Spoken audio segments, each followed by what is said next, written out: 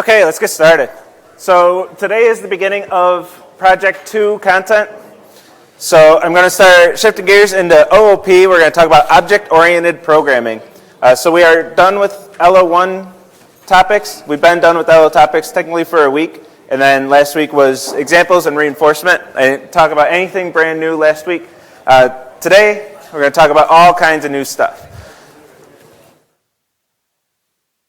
And my deadline for myself of releasing a homework, I always want to release a homework before I start talking about the content. Today it was like this morning, but I still got it before lecture, so I met my deadline. Point of sale, next project is out. Every time, I just opened this in the previous lecture, it tells me every friggin' time. I understand, Google, I understand. Let's leave it at that. So this project, let me get Discord open. Oh, damn it, I don't have Discord open.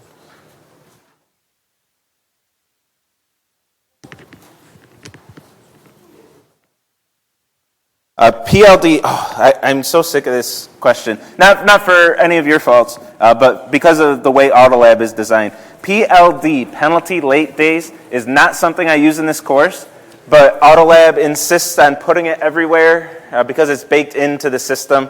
So I'm excited. We're building an Autolab replacement. I'm excited to get that out with all the features I want and none of the ones I don't. And I don't have to answer questions like that. But Autolab is like, oh, penalty late days. Let's show everybody this. No, I don't use them in this course. Why are you showing anybody that, Autolab? Did someone say your mom on the speaker? Oh, damn it, now it's on the YouTube video, too. The student mics weren't muted, so that's what happens. That's why we can't have nice things. People will do that, so we got these nice mics so you can ask questions and stuff. We can never use them because that's what happens, unfortunately. But yeah, penalty late days have no impact on your score. We'll have to set up the assignment. That means for quizzes and or interviews, just the way we have the deadline set up. There's no submissions for those, so the deadlines don't make any sense at all. But just the way that we have those set up, when we uploaded grades was after the deadline, so it starts thinking you're using penalty late days, which don't exist in this course. I can change that in Autolab to make sure that all the penalty late days are 0, but if it is non-zero, don't panic. It doesn't mean anything in this course. All right, so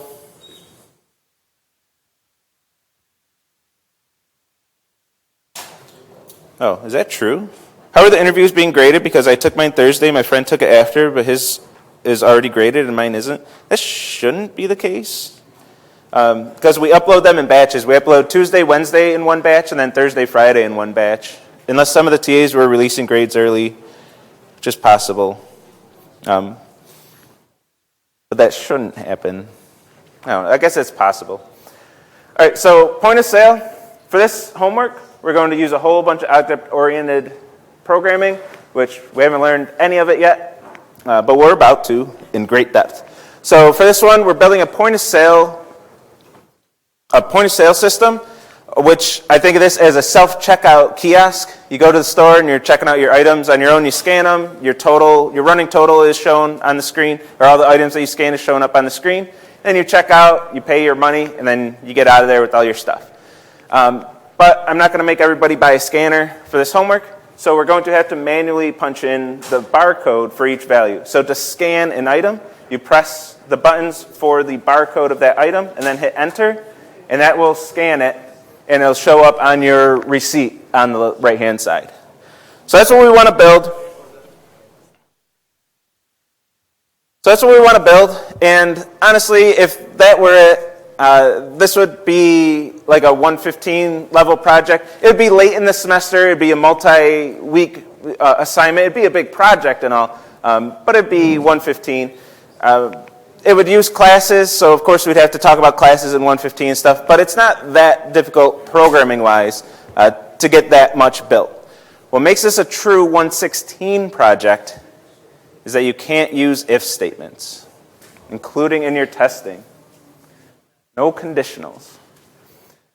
So the way this is built, tests 1 and 2, you won't really miss your conditionals because I can't get you to the point where you can write code like this before tests 1 and 2. So tests 1 and 2, you're not going to miss them. Just the code kind of straightforward flows without having to ask, hey, if this is true, run this code, else run this code. But for test 3, that's when you're really going to start missing your conditionals. You're going to want to write code that says if this, then that. And you're not going to be able to, at least not with a true if statement. So we want to figure out how to make those decisions, how to have code execute conditionally without a conditional. The TLDR of that is we're going to use the state pattern. We're going to leverage the state pattern, which leverages polymorphism, which leverages inheritance, which leverages classes, which leverages objects. Today we're going to talk about classes and objects, and we'll eventually build up through inheritance, polymorphism, and the state pattern to show you how you can do this to make code run conditionally based on the type of an object instead of the value of an expression, of a Boolean expression. So that's where we're headed. We got a long way to go to get there, but by the time we get to task 3, you'll be fully prepared on how to do that. And the application objective, of course, is you're really going to miss your conditionals on the application objective, more so than task 3. Let's start heading down this road of how to get there.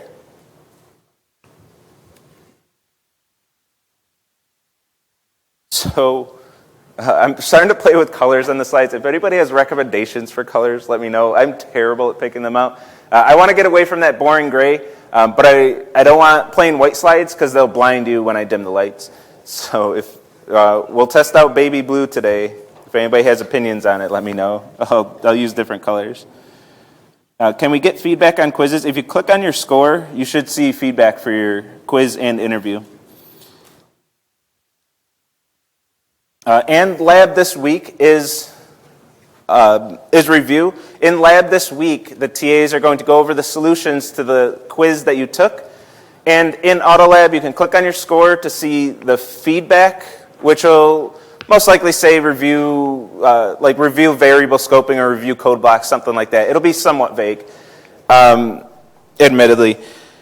And you can also see the scan of your quiz. So we scanned all of your quizzes and uploaded them to AutoLab. So you can click to view your submission so you can see exactly what you submitted to. So in lab next week, if you didn't get the learning objective, especially, go to lab, pull up your quiz, pull up your feedback, go through, when the TAs go through the memory diagram on the board, follow along and see what exact mistakes you made, fill in those gaps of your understanding, ask questions, and make sure you're ready for that makeup quiz next week. If you did get the learning objective on the quiz and the interview, there's really no reason for you to show up to lab for 2 weeks. Then you can show up in 2 weeks, yes. For the LO2, is that true? No, 3 weeks. I don't know. Whenever the 4 weeks. No, I'm all over the place, sorry. In 3 weeks, it would be the LO2 review, and then the week after would be the LO2 quiz and interview, verification lab. But you get a couple weeks off of lab if you got them both. Or if you want extra review, I encourage you to still go to lab this week.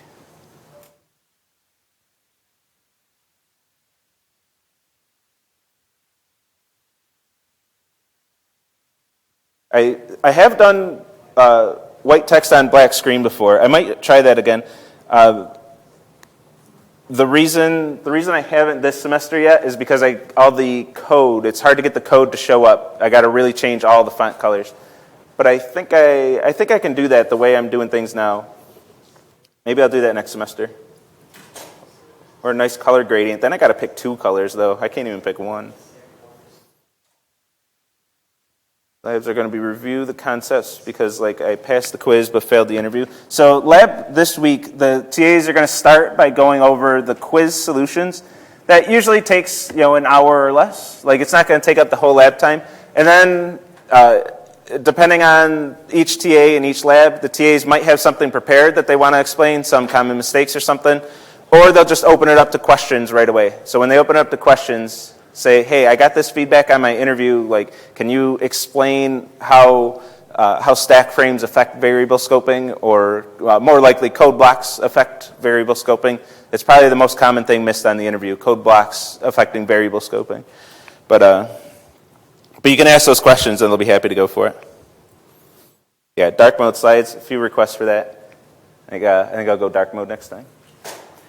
Okay, let's get into some content. Unless any other questions about like logistics, lab. I'm sure lab is the big thing on your mind right now. Yeah. So for the application objective on the quiz, so they're not all graded yet, just so you know, but go to AutoLab and go to your quiz score. It'll be broken down into learning objective and application objective, and you can see either one of them, what you got on both of them. They're not all graded yet. Don't panic if you have a 0 in there, if you're a Thursday or Friday lab.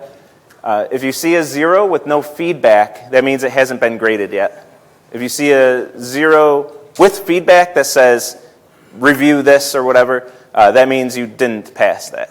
So just a heads up on how that is looking. We do release grades on a rolling basis. We don't want to wait. I've done it before where I waited until after the Friday labs are done to start grading, and then if they're Monday or Tuesday labs, they have to wait a long time to get their grades, and it's just not fair. So we grade on a rolling basis. We start grading once the Tuesday labs are done. We don't have any Monday labs this semester, but once the Tuesday labs are done, we start grading. We get our quiz memory diagram to see what we got wrong? Yeah, I just said that. Yeah, absolutely do. Go into AutoLab. It should be scanned in there already. You can see a scan of your lab submission. Yeah.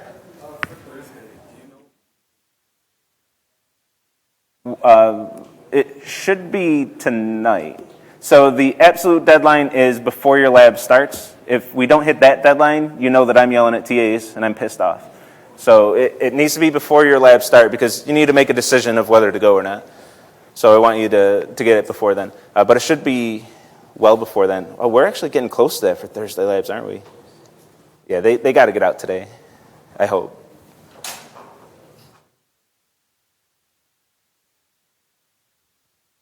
Do we get an application objective for the quiz, interview, or both? At some point, I'm going to stop answering questions that are answered in the syllabus, but only on the quiz, interview, no application objective. All right, objects. So we've been messing with objects a bit so far in this class.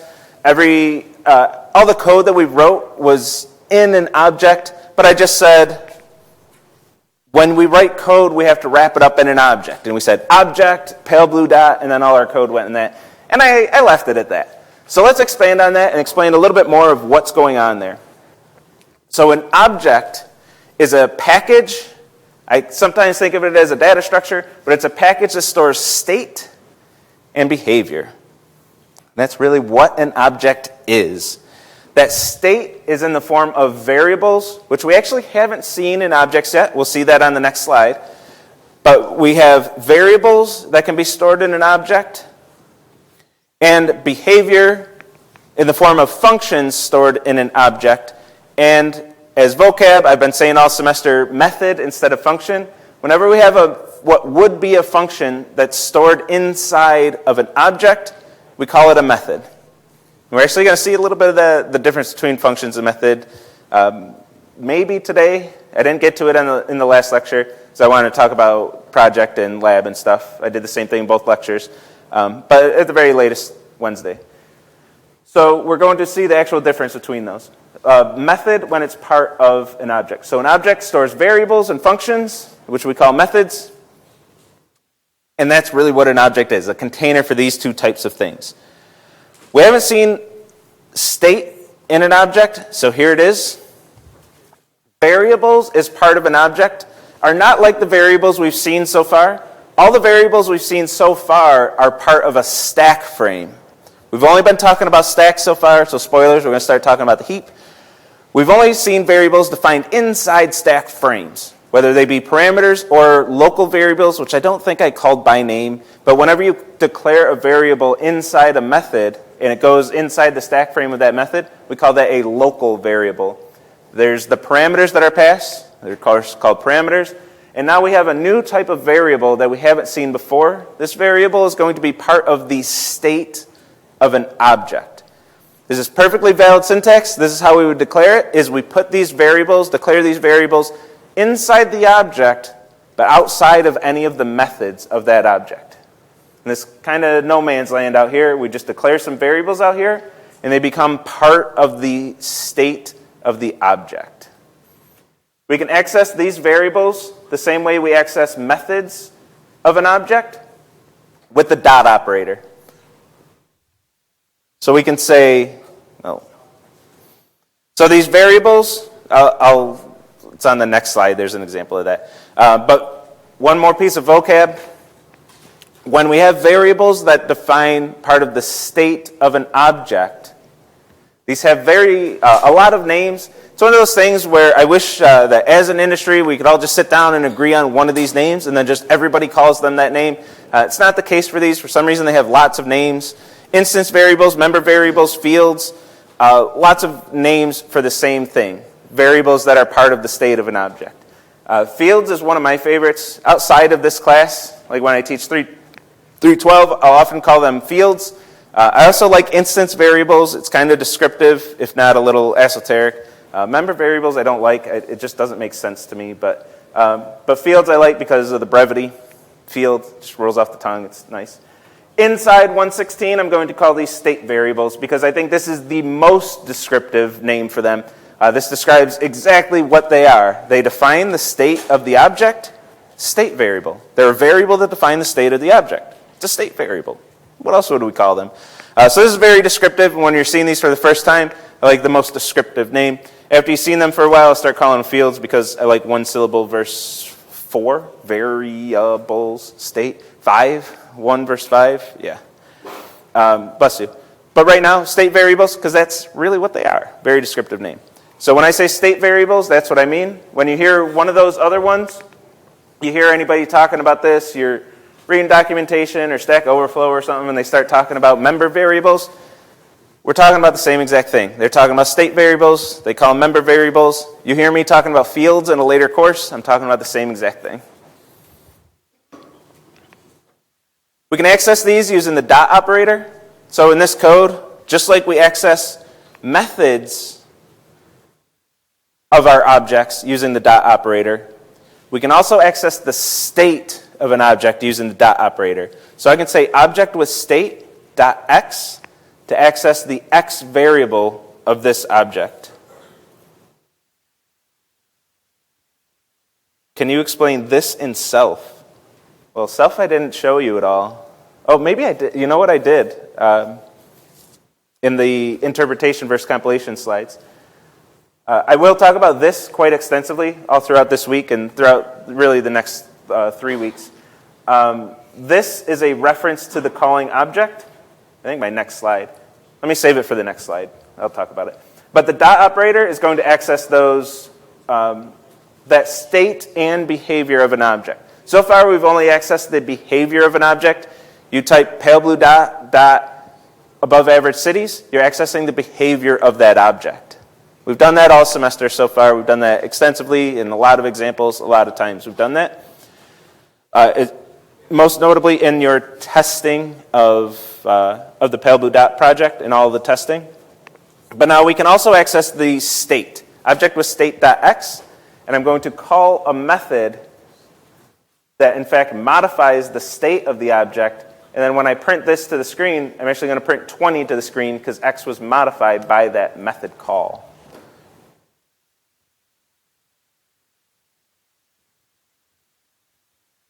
So I call a method and change the state.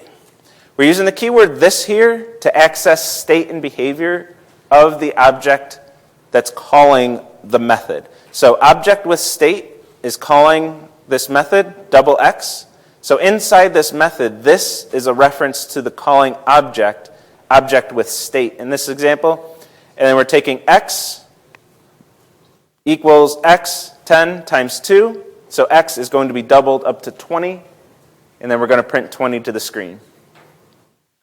Now before, I said when we have stack frames are completely independent of each other. And The only way to communicate across stack frames is through parameters being assigned the values of arguments and through return values. This method has neither of those. We have no parameters and a returns unit, no return value. Yet we still affected the state of memory after this method was called. After the stack frame returns and is destroyed, it did in fact change the state of this program. It changed the state of memory because it changed the state of the object. And we're going to see, a little foreshadow, it's because that variable is going to be stored on the heap. So the only way for stack frames to communicate directly is parameters and return values. But if a method call in a stack frame modifies heap space or heap memory, then we can see changes outside of that method. And that's what's happening here.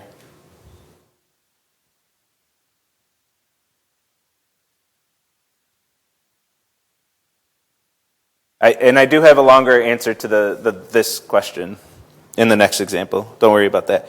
Every value in Scala is an object. What are the implications of that? But I won't explain self later. Self, that's a Python thing, and it's the same as this in Scala. So everything where you see this in Scala, if you see self in Python code, same exact thing. It's a reference to the calling object. But we don't really know what a reference is, and we kind of know what an object is, but not in as much depth as we need. So a sentence doesn't make sense yet. We'll get there. Every value in Scala is an object. The implication of this is that every value in Scala, meaning anything that you can store in a variable, pass as an argument, have as a return value, any value in Scala is an object, meaning you can access its state and behavior. Absolutely every value in Scala, hit it with the dot operator, have your value, and then dot. You do that in IntelliJ, it'll give you a list of all the state and behavior that you can access through that object. Because every value is an object, every object is a container for state and behavior. Therefore, every value in Scala has state and behavior that can be accessed through the dot operator. Yeah?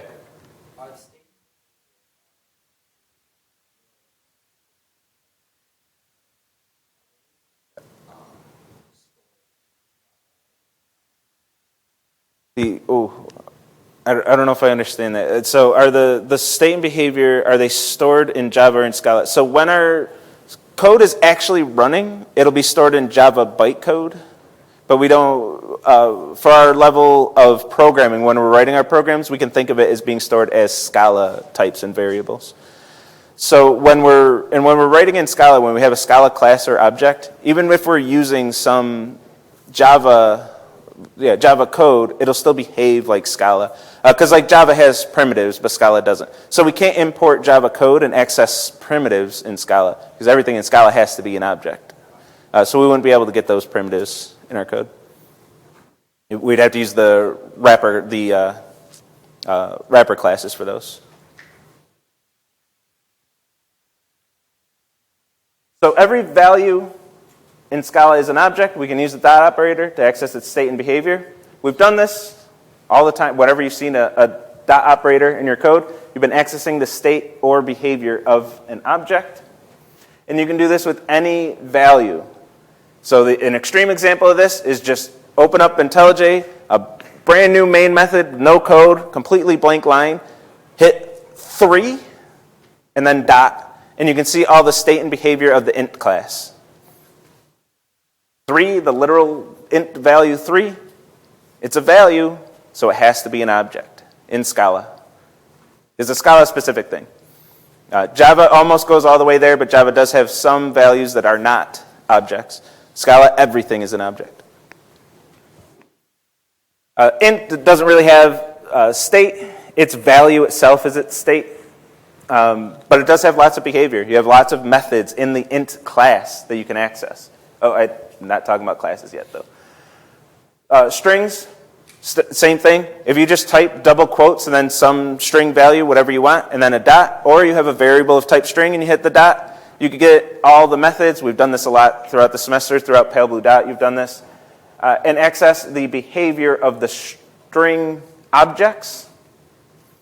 The math object has some state. This is the only state you may have seen, especially if you're working on the application objective of Pale Blue Dot. You probably did math.py. You're accessing the state of the math object, one of the variables in the math object.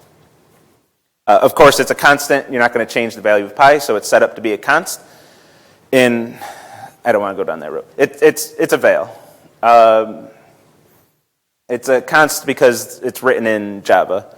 But we can access its state. Pi and e are two useful variables that are defined as part of the state of the math object. And Pale Blue Dot, as I mentioned, whenever you call your methods in your Pale Blue Dot object in your testing, you're accessing the behavior of that object. We haven't done much with state except the math class. If you've accessed pi or e, pi would be the one you'd use for the application objective. But we've accessed behavior tons of times. And now, any questions about classes, by the way, or objects? Well, I was better in the earlier lecture, but I'm trying not to say class before I introduce what classes are. Any questions about objects? Objects being containers for state and behavior, or variables and methods.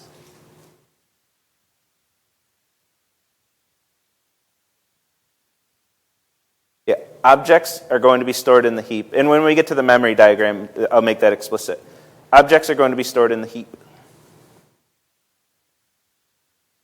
And it's similar to accessing a library. So libraries, all libraries are collections of objects. And since there are no questions, I get to introduce classes. Libraries are collections of objects and classes. So when you access a library, you're either accessing a class or an object. So it's exactly the same as accessing a library. We're writing our own code. It's kind of like us writing our own library. You can think of the Pale Blue Dot object that you wrote as a library. Like you could release that for other people to use your code. It's the same exact thing as libraries. Somebody, usually a team of people, sat down, wrote a bunch of code, wrote some objects, wrote some classes, and then let you use it for free and said, here, use my code. Then you import it and call that state and behavior of those objects and use their classes to create objects. So objects, their utility kind of runs short. Like we're up to the point where we can't do much with them. In fact, writing the Pale Blue Dot assignment without using classes is, there's a lot more I want to do with that I can't because we don't have classes yet. We're hitting the limits of what we can do, easily at least, without classes. So classes are used to create objects. We can think of these as templates to define the state and behavior of objects and use them to create many objects of the same type. We've seen these before. We've seen these already. I just didn't talk about what they were. We've seen the list class, the array class, the map class, the string class. These are int, I guess they're all classes. All of these classes are used to define the state and behavior of objects of that type. And what the class does is defines a new type in Scala. And then we can have many objects or many values of that type. So we have an int class that lets us have a lot of ints throughout our program. We have a Pale Blue Dot object. That means we can only have one Pale Blue Dot object. It's very restrictive. We want classes so we can create many objects of that type. We have an array class so we can have a bunch of arrays all throughout our code with different state, but similar behavior. When we write a class, we're going to define our own type. We're going to add our own type to Scala. We have types, ints, doubles, strings, lists, the ones I've been mentioning. We have those types that we've been working with, but what if we want a type that doesn't exist in Scala, that doesn't come with Scala? We're going to write a class to define our own type and then create objects of that type and use our very own custom objects of types defined by our own classes. So let's get into an example. I want to create a player class, which would be thinking of a player in a game. I got an XY coordinate system. I want to know where a player is in this coordinate system. I want to know their max HP and their current HP, so I can display their health bar above their heads or whatever, and the amount of damage that they can do when they attack.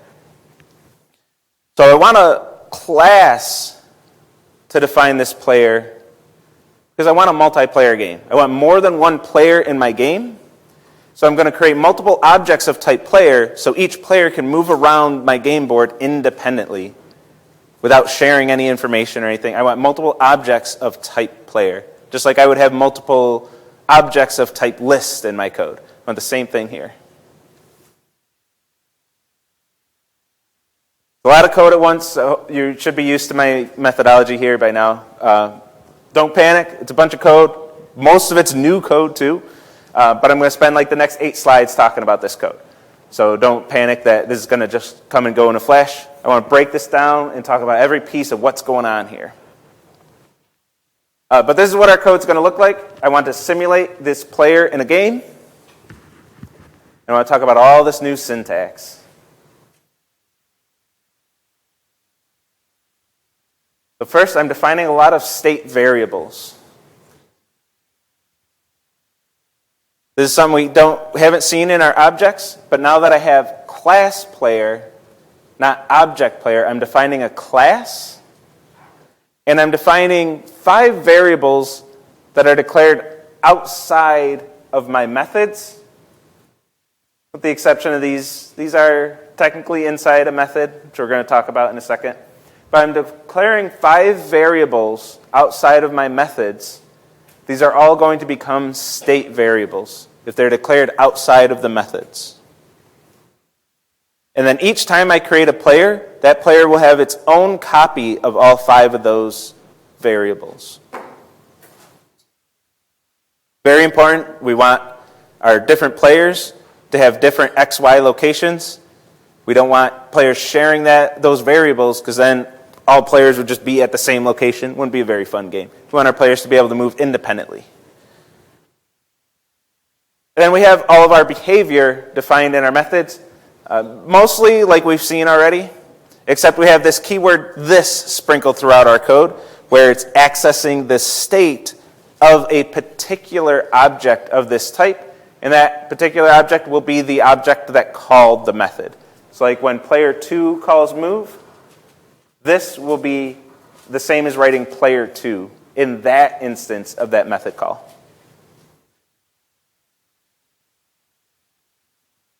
Okay, let's talk about this thing right here. So we're creating state variables, I mentioned that, but what even is this? This is what we call the constructor of the class. This is a method. It's a method with a name that's the same as the name of the class itself. So this is a method named player. You can see it called over here. I'll talk about that too. This is a method called player. It is the constructor of the class, and it's the method that's going to be called whenever we create a new object of this type, a new object of type player. This is the method we're going to call. All of the parameters of the constructor in Scala, I like to point to it, I can't reach up there, but in Scala, all of the constructor parameters automatically become state variables. It's one of the things I kind of love and hate about Scala. I love it because it's a real nice shorthand when I'm coding, but I hate it because it's just extra things I have to explain when we're talking about classes to begin with, because it's a nice shortcut, but it's an extra slide that I have to talk about. It's not that big of a deal. We'll get through it. We'll understand it. But it's one more thing that we have to talk about. So all of these variables are going to be state variables of objects of type player automatically. In other languages, that won't be the case. You'll have your constructor parameters, and you'll have to explicitly declare state variables for them. Scala, automatically, every constructor parameter is a state variable. And you notice that I'm using var and val for these variables. This is something that we can't do with regular parameters of other methods. The constructor is a very special method in this, in a few regards, but in this regard too. I'm going to declare my variables, since they're going to stick around, like this variable is only going to stick around for this stack frame, for each stack frame of that method call, and it's automatically a val. Every parameter is automatically a val in regular methods. And we don't really need to do anything with that because it's not going to be around long enough to really matter. Once that stack frame's done, that variable's done, it's whatever. Constructor parameters are going to live as long as that object lives, which might be the whole length of your entire program. So we want more control here. So these, either var if you want it to be able to change, val if you want it to not change, max hit points. I'm not going to have any upgrade system with this, so I'm going to say, well, let me just fix the max hit points to be constant. Or you can use neither val nor var, and you can just use the same syntax as a regular parameter to a regular method. In that case, it will be a val, can't be changed, and it also can't be accessed from outside of the class. So here I have my entire definition of the class. We reached the closing brace. So this code over here is not part of the class. It's defined somewhere else, anywhere else in my code, which means, say I didn't use val or var. I deleted this val and just had max hit points of type int. I would not be able to access max hit points in this code because it's not code written inside that class. So if you have this error, it's a fairly common mistake. If you have this error, you're trying to access your variables from outside of the class, and you get variable not found, and it's just getting frustrating and stuff, double check this. That's the first place I'm going to look. Make sure you either use val or var there. If not, it's the equivalent of having a private variable in other languages where you can't access it from outside of the class. If you use val or var, it's public, can be accessed from anywhere, and it can either change or not, whether it's a var or val.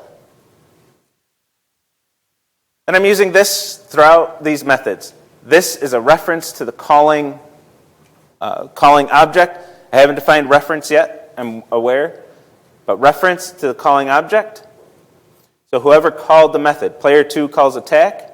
So on that instance of attack, this is a reference to the same object that's stored in the variable player 2.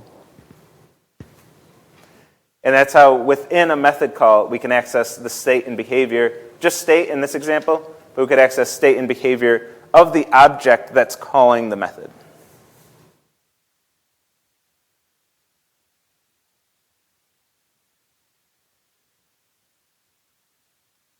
The game has 10 types of characters. Does this mean you create 10 individual classes for those 10 characters? Maybe. Maybe. It depends on exactly what you want to do. Or you could have change the state, like if the state is strength, agility, all the stats, and then like a string for the name of the class of that player. You could put everything in state variables. If you want very different behavior across classes, that's where we would use polymorphism, which we'll talk about in next Friday. I think polymorphism is the first polymorphism lecture. You'd use polymorphism, which I'm not going to get into right now. It's a way, the TLDR, it's a way to create multiple classes that are very similar to each other. And now that we have this class, we've defined a new type. We have a brand new type. Since we have a brand new type, we can use this anywhere we would use int, double, list, string, including a constructor parameter. I'm using it as a method parameter. I have a parameter of type player, the class that we just defined. That class defined a new type, and now we have that type. We can have variables of type player, like we do here, a parameter of type player. We could have a method return a type player. We could have a list of players. We have a map of int to player. We can use this anywhere we could use an int, anywhere we could use a double, anywhere we could use any of our types. We defined a brand new type. Very powerful. We want to create new objects of this type.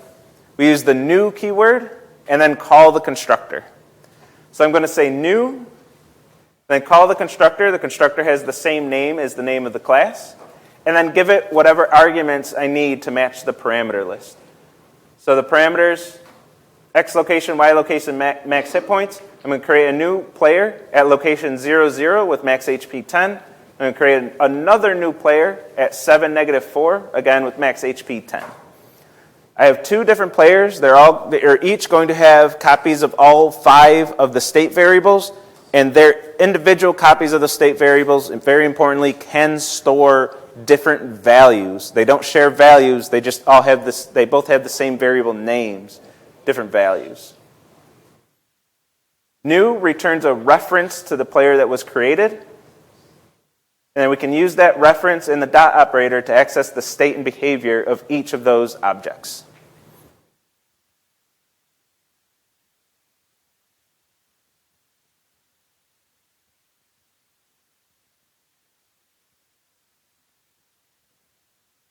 So we've been working with classes. We've created instances from classes all semester. But the syntax is a little bit different. So I just have to mention this. Let's get this out of the way. List of 2, 3, 4. This is calling the list constructor. It's constructing a new list, returning a reference to that list. But we don't use the keyword new.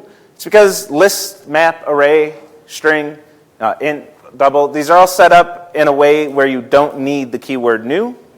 We could set up our classes to do this. We're not going to in this course, but we could. It's just extra work to be able to do this, and we wouldn't see any gain. The reason why they do this for list is a reason that's beyond what we're going to do in any of the projects in this course. We just don't need to do this. We don't need to set it up. But we could, if you are really interested, if you want to dig into this, your search terms are companion object and apply method. That's how they get this set up to be able to do this. We're not going to do it, though, in 116. So we're going to use the keyword new for classes that we write. Every time we want to create an object of a class that we wrote, we're going to use new. Any questions at this point? We won't finish this memory diagram today. I didn't finish in the other lecture either, so we're consistent at least. But we'll get through a little bit of it. Any questions before we dive into it, though? New keywords. The new keyword in Scala is an OOP thing. And you'll see that in a lot of languages. You'll see the new keyword. Java, C++, both have it. JavaScript kind of does. It does, but it's made up.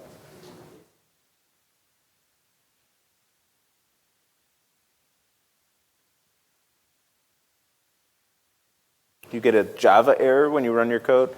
I'd have to see the error. If you want to show it to me, I could take a look. But sometimes you will get Java errors. It depends on what the error is. Sometimes it'll be Java errors. All right, so let's get at least a little bit through this. I want to get through the constructor calls at the very least. So let's look through, because that's exactly where I got in the other lecture. I just want to not remember 2 different slides that I'm on. So let's get through the constructor calls. Here's your shortcut for when you're doing quizzes. And I'm surprised how often this mistake is. I want to get this in everybody's head this semester. Whenever you see the keyword new, you're creating a new object on the heap. Oh, and we're going to start using the heap. If you don't see the keyword new, you're not creating an object on the heap. So here we see the keyword new, and whenever we create a new object of this type, object is not in that list. I had that comprehensive list, and I'll talk more about the heap and references starting on Wednesday. I'll get into a deeper conversation about that. But for now, I had that list of types that go on the stack. It was like int, double, and then I squeezed string on there, Boolean, a couple others. And I said, that's a comprehensive list. Those are all the things that go directly on the stack. Everything else goes on the heap. Our player class is included in that, everything else. That player class goes on the heap. So whenever we create a new player, a new object of type player, the class doesn't go on the heap, but objects of that type go on the heap. So whenever we create an object of type player, it's going on the heap. The syntax for this, we're going to write a box for the object and split it in 2 parts. And this is split the same way that the stack is split into name and value, but we don't write name and value here. Again, as with a lot of these things for memory diagrams, just to reduce clutter. By the time we were putting objects on the heap, we understand that a split of name and value exists. Name and value, that's where all of our state variables for that object are going to go, their names and their values. We're also going to write the name of the type of this object, player in this case. So I'm going to write player.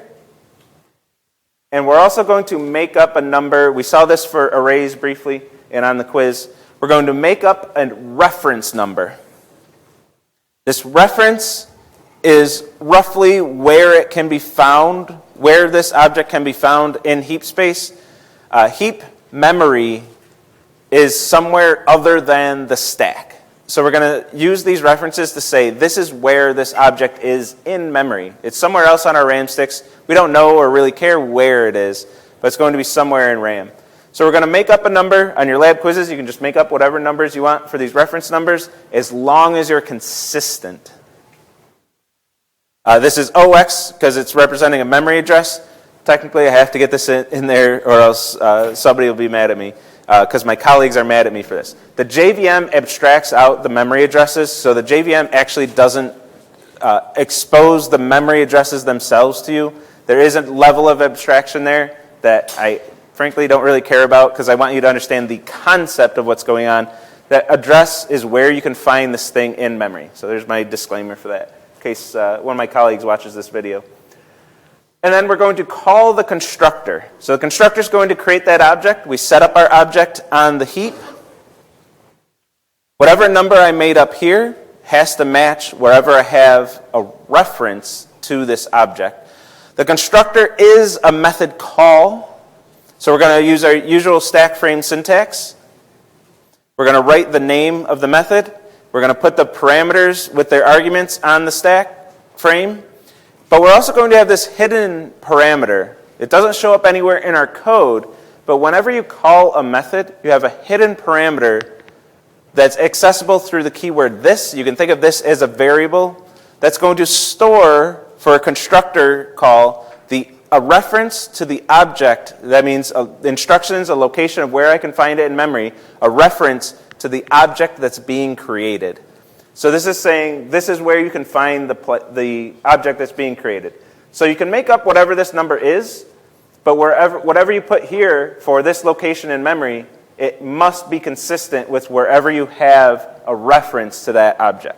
So this stores a reference to that object that's being created for a constructor call. Did they last time too? Go ahead with my slide. And whenever we have a reference, a value that's a reference to an object on the heap, we draw an arrow going from that reference to the object that's being created. It's very important for one major reason. The redundancy makes it easier for us to know that you know what you're talking about when we're grading these things. If you write the wrong number here and you don't have an arrow, if you write 980 instead of 982, and maybe you have a 981 and a 980 on in your heap, we don't know that you know what you're talking about. If you draw your arrows, it's a lot easier to tell, oh, you do know what you're talking about. And we can give you the credit for the quiz. Okay. Yeah, I guess we're not getting any further than that. I had confusion in the last lecture, so let me make sure you see the not here. What one of these sentences is not true? So when you call a method, the parameter is equal to nothing would be this answer. We've put frames on the stack before, and you put something there. So I might make this a free one for the other lecture since I didn't get to say that disclaimer. People were staring at it for quite a while. And have a great day. I'll see you Wednesday.